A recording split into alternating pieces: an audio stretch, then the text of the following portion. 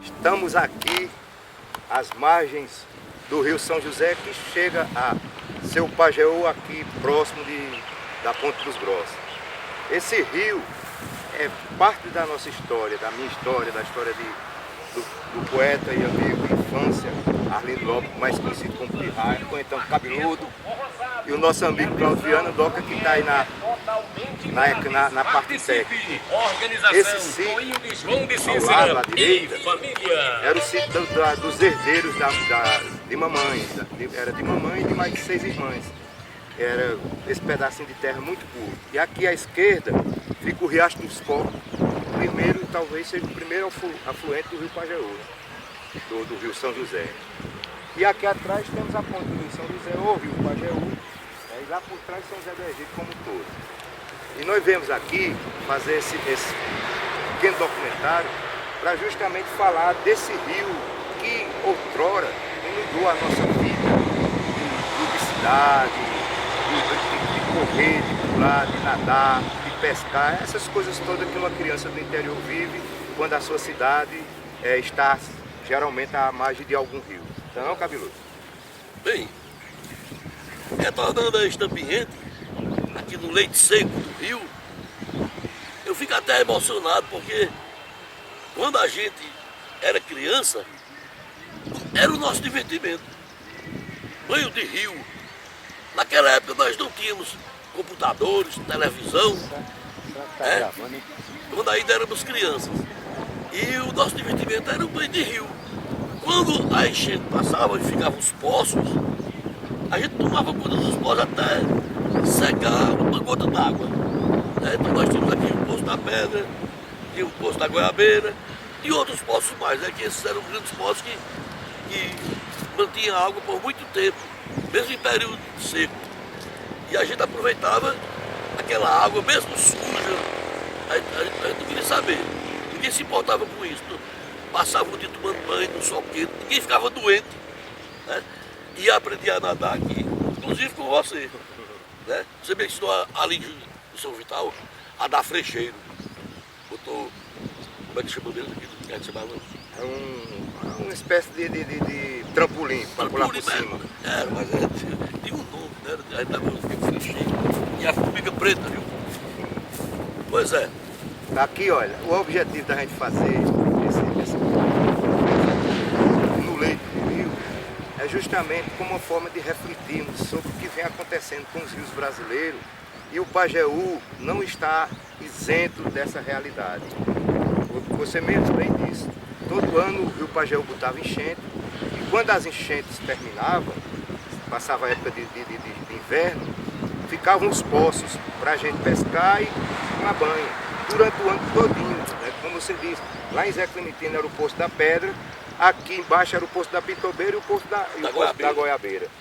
Dona Memesa. Tem esses dois poços que ficavam água durante o ano inteiro.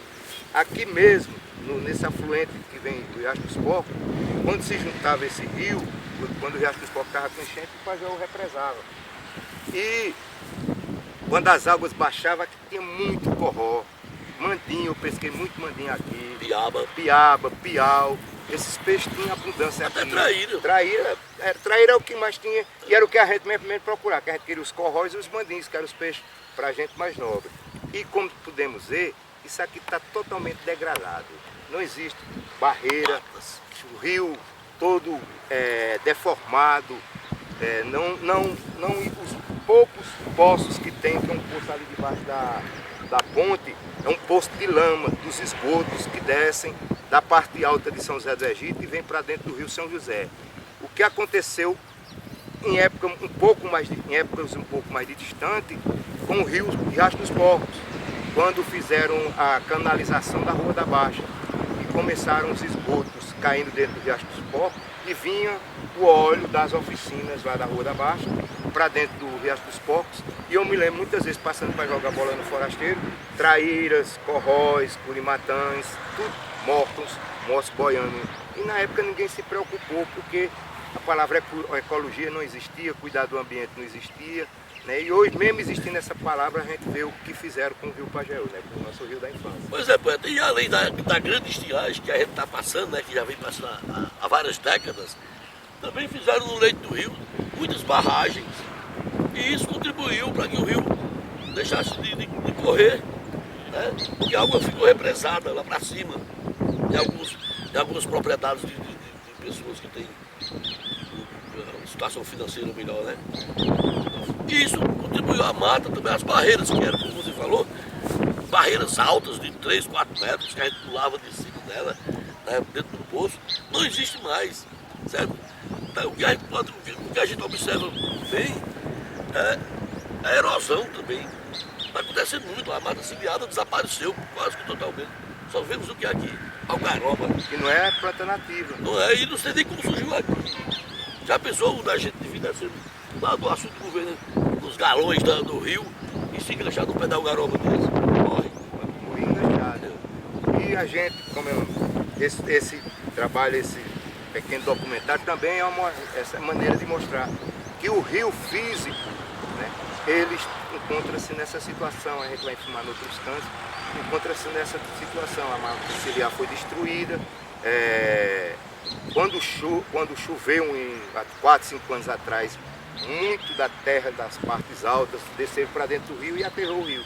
A gente vai encontrar aqui mais embaixo, ali daquela ponte nova que fizeram, não existe, aqui ainda você vê uma margem, lá não existe mais de jeito nenhum. É um vão só, todo o rio tem margem. Sem contar que sua margem já está sendo tomada, né, pelas casas. Pelas casas, a invasão imobiliária dentro do rio. E assim, o que nos resta do Rio Pajeú hoje é a poesia. O rio físico ele está desaparecendo, mas o rio da subjetividade, do valor poético, esse rio que outrora banhou Rogaciano Leite, os irmãos Batista, Antônio Marinho, Jó Cancão, Jó e tantos poetas, esse rio, graças à nossa tradição poética, ele não secou, né? Nós temos hoje uma variedade de poetas imensa aqui no Rio Pajeú, que vai de São José do Egito até a foz lá no Rio São Francisco. E essa renovação de poesia parece que é uma resposta à morte do próprio rio fisicamente. Quer dizer, o rio da subjetividade, ele continua correndo através da poesia, através da música e de outras manifestações artísticas. Quem sabe, né, um dia as futuras gerações poderão ressuscitar esse rio. Porque existe formas, existe maneiras. Isso é políticas públicas de preservação do meio ambiente. Que, infelizmente no Brasil ainda é uma coisa, apesar de tanto clamor, mas por ser um país que tem 1/3 das águas, por ser um país que tem a maior floresta do mundo, acredita-se que pode se destruir isso, que vai ter tudo de novo. E a natureza, ela para se reconstituir, às vezes ela passa milênios. Leva milênios. Vamos andar mais um pouquinho para ali, para a gente pegar a parte mais externa. Vamos andar.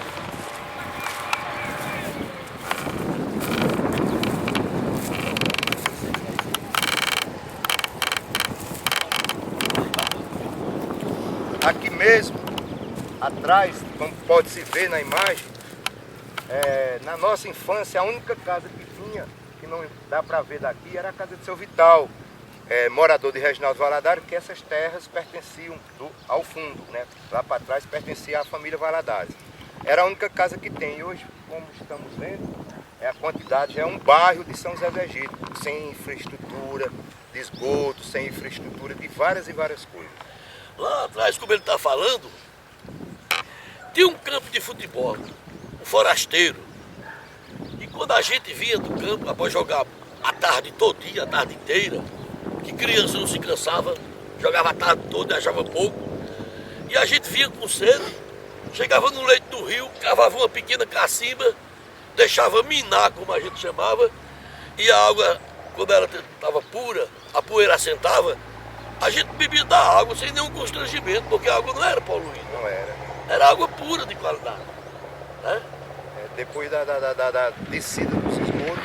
Você quer ver, quando você quer perceber se o rio está poluído ou não, é quando você encontra muita baronesa, ou chamada aguapé, sobre o leito do rio. Você pode ficar sabendo que aquele rio está morrendo, está totalmente poluído. São dois sinônimos de morte da natureza. É a presença da própria natureza através do aguapé no rio, ou então das garças que param pelo ambiente. É o sinal de que aquele ecossistema está morrendo. E nós hoje vemos aqui muita aguapé depois da ponte, e garça na nossa época não existia garça. Da família existia o socó, mas não tinha garça. Ah, mas hoje garça é o que mais tem, né? Inclusive, subindo aí, lá já na propriedade do Zé Quintino, ali tem um espaço que é completamente tomado pelas garças. E deve ser proveniente justamente dessa poluição que você narrou agora. Depois das conversas com o poeta Arlindo Lopes, chegou a vez de declamar o poema que eu fiz chamado Rio Pajeú. É um poema longo, mas mesmo assim ele não dá conta da dimensão social, cultural, antropológica, histórica, literária do Rio Pajeú. Eu teria que escrever no mínimo os Lusíadas, tipo de aquele grande livro de Camões. No entanto, eu fiz um poema em 22 estrofes, em martelo, em decassílabo, e falo de pessoas do Pajeú, falo da história do Pajeú, e digo a todos vocês que o poema ele está aberto, está inacabado, porque é impossível falar de um rio tão grande na forma literária, na forma cultural, em apenas 22 estrofes.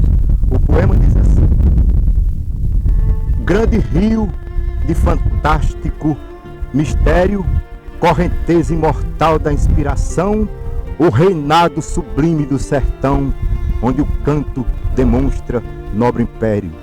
Cada verso demonstra nobre império, onde o vate governa soberano, expressando o cantar parnasiano numa enchente de feve cristalina que em cascata vem da mente divina para encher de ternura o peito humano. És nascente do audaz rogaciano, defensor voraz dos trabalhadores, teu jardim resplandece lindas flores que Cancão plantou com amor arcano. Foi Marinho o primeiro mestre ufano que subiu o estandarte da poesia. Jó patriota, lirismo em fantasia, Lorival, trocadilho inusitado, grandes mentes de um sol iluminado, onde a feve com brilhos extasia. És vertente que tem filosofia, através do erudito Pio Crisanto, um filósofo que ao invés do pranto derramava correntes de alegria. Quem passava na humilde moradia viu exemplo fiel da evolução de um filósofo sem locomoção, dando passos com sábios pensamentos, expressando sublimes sentimentos sobre as trilhas de um puro coração. Nascedouro imortal da criação, és a fonte dos grandes repentistas, cachoeira dos 3 irmãos batistas, Valdepeles, veloz como tufão. Zezé Lulu cantou todo o sertão, Zeca Tota na glosa é imensurável, Ismael, repentista admirável, e João Campos, corrente cristalina, o Fugô de Antônio de Catarina, o baú de um Dedé inesgotável.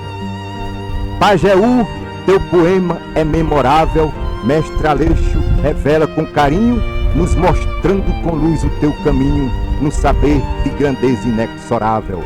Cada verso é um valor inquestionável sobre o marco do reino encantado. O saber do teu povo coroado tem no trono o valor da poesia declamada e escrita com magia, construindo, confesso, teu legado. Cada vate é um rei admirável que governa através do coração, castigando seu povo de emoção com um beijo do verso ritmado. Amorim, grande vate inveterado, Adalberto, pureza imaginável. Edinaldo, que mostra o admirável, Lulu Neto, poeta tão notório, e Arlindo, repleto repertório. São enchentes do verso inesgotável. São os passos, a fonte interminável numa Grécia coberta de lirismo, onde brota o fulgor do romantismo de maneira sublime, inigualável. Quem caminha no teu solo infindável sente as flores da mente que extasia, de uma terra com sendas de poesia, onde o povo navega o coração na corrente imortal da inspiração, encantando o viver com fantasia. Cada córrego brota a melodia, através do caboclo sonhador, um menino tropeiro cantador, que nos dedos tem veio de harmonia. O Zé Dantas compôs com maestria, Matricó faz canções usando pinho, nas barrancas as netas de Marinho fazem um canto com toda devoção, uma enchente de linda entonação, com beleza, doçuras e carinho. Por imenso que seja o pergaminho, para falar dos ilustres moradores, são centenas de músicos e escritores, dando brilho ao poder do remoinho. Cada enchente de verso abriu caminho para nova e brilhante geração. São valores de grande criação, com fulgor, sentimento e beleza, aumentando com luz a correnteza do profundo lençol da inspiração.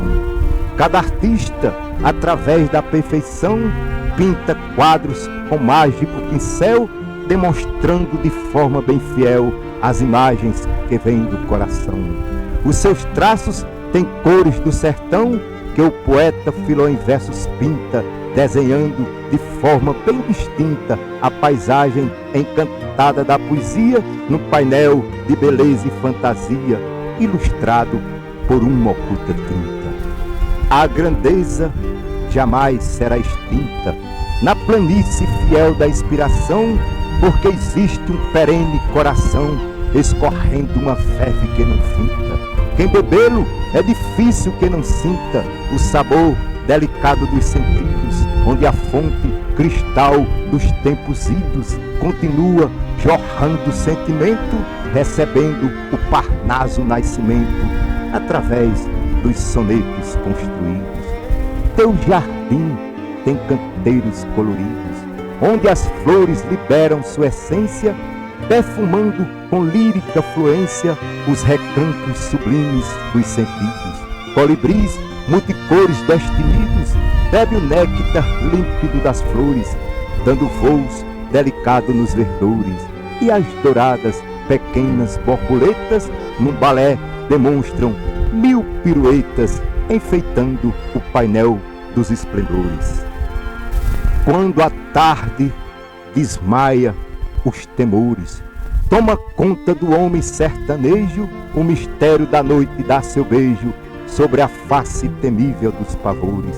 Uma rã solta seus gritos de dores, enlaçada por rápida serpente.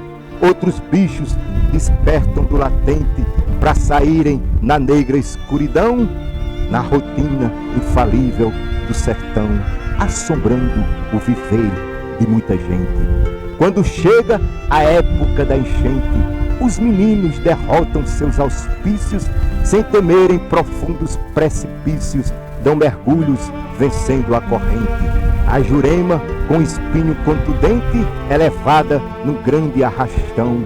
Velhos troncos tirados do seu chão são caronas para toda meninada, parecendo uma rápida jangada entre as águas fluídas do grotão. Tuas águas banharam Lampião, cangaceiro de força destemida, que passou quase toda a sua vida enfrentando os soldados da nação. Para muitos foi líder do sertão, que assombrou fazendeiros poderosos, enfrentou secas, tempos invernosos, desbravou 1000 caatingas com coragem, nas ribeiras dormiu, fez a passagem, comandando seus cabras corajosos. É nos tempos de invernos caudalosos que o teu veio aumenta ferozmente, numa fúria veloz onde a corrente tem a força dos tigres poderosos. Os remansos, com giros revoltosos, movimentam as águas vermelhadas. As lagoas são todas inundadas pelas fortes vazantes das ribeiras. renascendo pequenas corredeiras das planícies que foram alagadas. Quando seco, visões mal assombradas formam cenas tristonhas de pavor.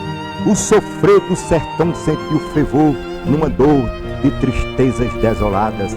As carcaças das vacas ressecadas pelo sol escaldante do verão são fantasmas de grande assombração no painel desolado dos tormentos, retratando milhões de sofrimentos num semblante de trágica feição. No passado viveu grande nação, habitada por tribos de guerreiros que cruzavam com passos bem maneiros todo o vale, ribeira e o grotão. Foram bravos de puro coração, como prova de um reino encantado. Qualquer vate que esteja inspirado bota flores de verso em tuas sendas, enfeitando de cantos belas lendas da nação do guerreiro delicado.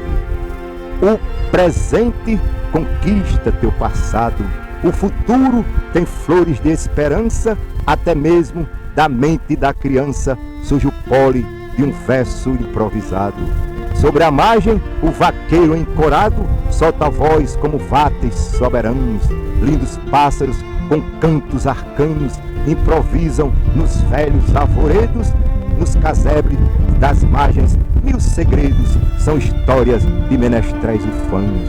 És passagem dos nômades ciganos, retirante das secas infernais, que procuram lugares invernais para salvar o seu povo de mil danos. Foste palco de embates desumanos na batalha selvagem do passado. Sobre pedra bonita está marcado cada traço de sangue do inocente que morreu sonhando crente nas promessas de um reino encantado. Pajeú, quando vejo teu reinado expressar menestréis encantadores, são as pétalas fúlgidas das flores no jardim do lirismo improvisado.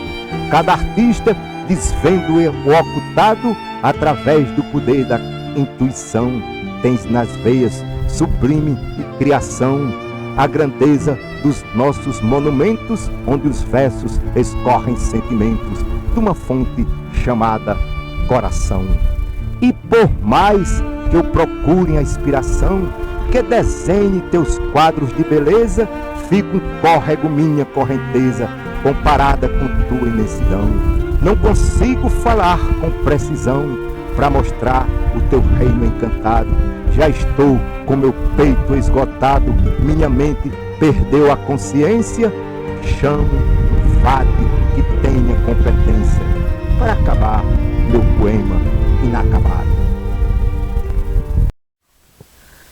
A água faz escarcéu para as bandas do sul e norte, enquanto a caatinga forte queima feito fogaréu. O agricultor tabaréu prepara o chão do roçado, que só vai ficar molhado com o suor do seu rosto, e depois colhe o desgosto do sofrimento plantado. Ele fita o firmamento, mantendo a sua esperança. É bravo que não se cansa, sequer na vida um momento. Carrega no pensamento a nuvem da salvação.